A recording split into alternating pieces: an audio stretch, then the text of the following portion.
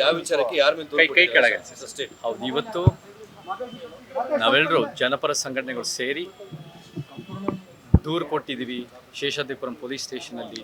ಏನು ಹೋದ ಶನಿವಾರ ಸಾರಾ ಗೋವಿಂದ್ ಅವರು ಬಂದು ಮನೆಯಲ್ಲಿ ನಡೆದಿರೋ ಮನೆ ಮೇಲೆ ಅವರ ಮಾಡಿರೋ ಧಮಕಿಗಳು, ಅವಾಚ್ಯ ಶಬ್ದಗಳು, ಜೀವ ಬೆದರಿಕೆ, ದೊಡ್ಡ ಪ್ರಮಾಣದಲ್ಲಿ ಗಲಾಟೆ, ರಂಪಾಟ, ರಾದ್ಧಾಂತ, ಇದು ನಾನು ಒಬ್ಬನೇ ಕೊಡ್ತಿರೋ ದೂರಲ್ಲ.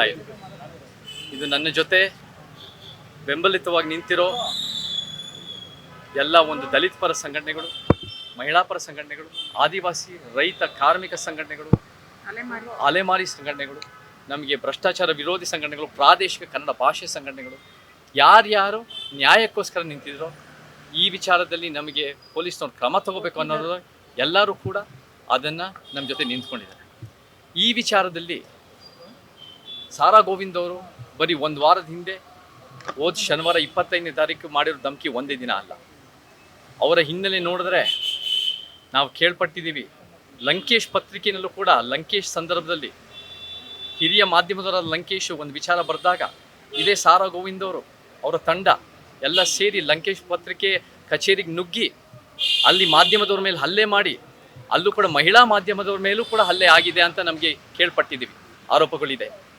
ಅದರ ಜೊತೆ ನನಗೆ ಸಿನಿಮಾ ರಂಗದಲ್ಲೂ ಕೂಡ ನನಗೆ ಬೇರೆ ಬೇರೆ ರೀತಿ ಫೋನ್ ಕಾಲ್ಗಳು ಬಂದು ಅನೇಕರು ಹೇಳಿದರೆ 16ರಿಂದ 18 ಸಂದರ್ಭದಲ್ಲಿ ಇದೇ ಸಾರಾ ಗೋವಿಂದ್ ಅನ್ನೋ ವ್ಯಕ್ತಿ ಏನು ಮಾಡಿದ್ದಾರೆ ಅಂದರೆ ಬೇರೆ ಬೇರೆ ರೀತಿ ಕರ್ನಾಟಕ ಫಿಲ್ಮ್ ಚೇಂಬರ್ ಆಫ್ ಕಾಮರ್ಸ್ನಲ್ಲಿ ಬೇರೆ ಬೇರೆ ದುಡ್ಡಿನ ಸಮಸ್ಯೆಯಲ್ಲಿ ಅವರೇ ಉಂಟು ಮಾಡಿದ್ದಾರೆ, ಕಳ್ತನಗಳು ನಡೆಯಿದೆ ಅಂತ ಒಂದು ಆರೋಪಗಳಿದೆ.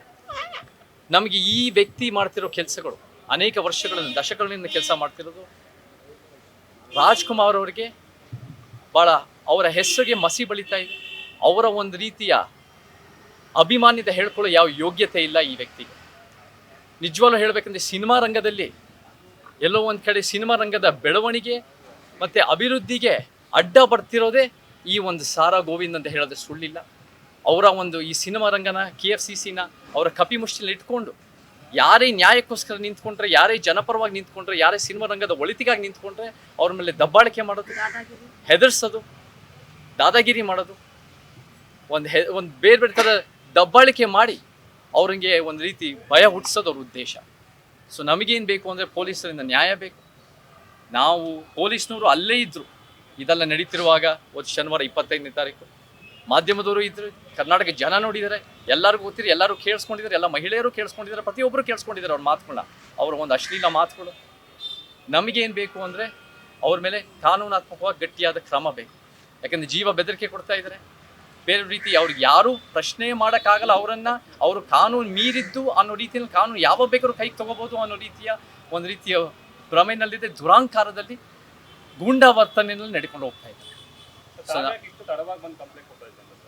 ಇದು ತಡವಾಗಿ ಅಂತ ಪ್ರಶ್ನೆ ಬರಲ್ಲ. ಇಲ್ಲಿ ಏನಾಗಿದೆ ಅಂದರೆ ಪ್ರತಿದಿನ ನಮಗೆ ಏನೇನು ಮಾಹಿತಿ ಇದೆ ಎಲ್ಲ ಕಳೆ ಹಾಕಿ ಎಲ್ಲ ಸಂಗ್ರಹಣೆ ಮಾಡಿ ನಾವು ಎಲ್ಲ ಸಂಘಟನೆಗಳ ಮುಖಾಂತರ, ನಾನು ಒಬ್ಬನೇ ಬರಬೇಕು ಅಂದರೆ ಅವತ್ತಿನ ದಿನವೇ ಬರ್ಬೋದಾಗಿತ್ತು, ಬಟ್ ಎಲ್ಲ ಸಂಘಟನೆ ಜೊತೆಗೆ ಸೇರಿ ನಾವು ಬರಬೇಕು ಅಂದಾಗ ಒಂದು 5-6 ದಿನ ಆಗಿ ಪಕ್ಕ ನಾವು ದಾಖಲೆ ಇಟ್ಕೊಂಡು ನಾವು ಇವತ್ತು ಬಂದಿದ್ದೀವಿ. ಈಗ ಕೇಸ್ ರಿಜಿಸ್ಟರ್ ಮಾಡ್ತಾರಂತ ಸರ್. ಇವಾಗ ಏನು ಹೇಳಿದ್ದಾರೆ, ನಮಗೆ ಅಕ್ನಾಲಜ್ಮೆಂಟ್ ಕೊಟ್ಟಿದ್ದಾರೆ.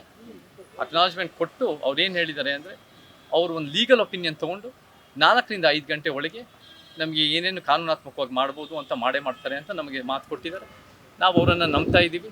ಅವ್ರು ಕಾನೂನು ಎತ್ತಿಡಿತಾರೆ, ಯಾರೂ ಕಾನೂನು ಮೀರಿರೋರಲ್ಲ, ಎಲ್ಲರೂ ಕಾನೂನು ಅಡಿಯಲ್ಲಿ ಸಂವಿಧಾನ ಅಡಿಯಲ್ಲಿ ಇದ್ದಾರೆ ಅನ್ನೋ ರೀತಿಯಲ್ಲಿ ನಮಗೆ ನಂಬಿಕೆ ಇದೆ. ಅಲ್ಲ, ಕೇವಲ ನೀವಷ್ಟು ದೂರು ಕೊಟ್ಟಿದ್ದು ಜೊತೆಗೆ ಬೇರೆ ಬೇರೆ ಸಂಘಟನೆ ಇದರಲ್ಲಿ ನಾನಷ್ಟೇ ಅಲ್ಲ, ಇಲ್ಲಿ ಎಲ್ಲ ಜನಪರ ಸಂಘಟನೆಗಳ ಜೊತೆಗೆ ಸೇರಿ ಇಲ್ಲಿ ನನ್ನ ಜೊತೆ ನಾವೆಲ್ಲರೂ ಸೇರಿ ದೂರು ಕೊಟ್ಟಿರೋದು. ಅಲ್ಲ ಸರ್, ಇಂಡಿವಿಜುವಲ್ ಕೊಟ್ಟಿದ್ದೀರಲ್ಲ, ನಿಮ್ಮ ಹೆಸರು ಇಂಡಿವಿಜುವಲ್ ದೂರು ಕೊಟ್ಟಿದ್ದಾರೆ. ನನ್ನ ಹೆಸರು ಮತ್ತು ಯಾರ್ಯಾವ ಸಂಘಟನೆಗಳು ಬೆಂಬಲಿಗರು ಅಂತ ನಾನು ಕೂಡ ಉಲ್ಲೇಖ ಮಾಡಿ ಅದನ್ನು ನಾವು ಮುಂದಿನ ದಿನಗಳಲ್ಲಿ ನಾವು ಮಾತಾಡ್ತಾ ಹೋಗ್ತೀವಿ. ನಮಗೆ ತಾಳಕ್ಕೆ ಯಾರು ಒಂಥರ ಕುಣಿತಾ ಇದ್ರೆ, ತಾಳಕ್ಕೆ ಒಂದು ರೀತಿ ಈ ಬೇರೆ ಬೇರೆ ರೀತಿ ಒಂದು ದಲಿತ ವಿರೋಧಿ ಮಾತಾಡಿದ್ರಂತೆ ಆರೋಪ ಇದೆ. ಅದು ಕೂಡ ಒಂದು ರೀತಿ ಒಂದು ಕೆಟ್ಟವಾದ ಅವರ ಮನಸ್ಥಿತಿ ಎದ್ದು ಕಾಣುತ್ತೆ. Okay sir. ಸೊ ಈ ರೀತಿಯ ವಿಚಾರಗಳು ಎಲ್ಲ ಹೊರಗೆ ಬರಬೇಕು, ಎಲ್ಲ ಸತ್ಯತೆಗಳು ಹೊರಗೆ ಬರಬೇಕು. ನಮಗೆ ನ್ಯಾಯ ಬೇಕು.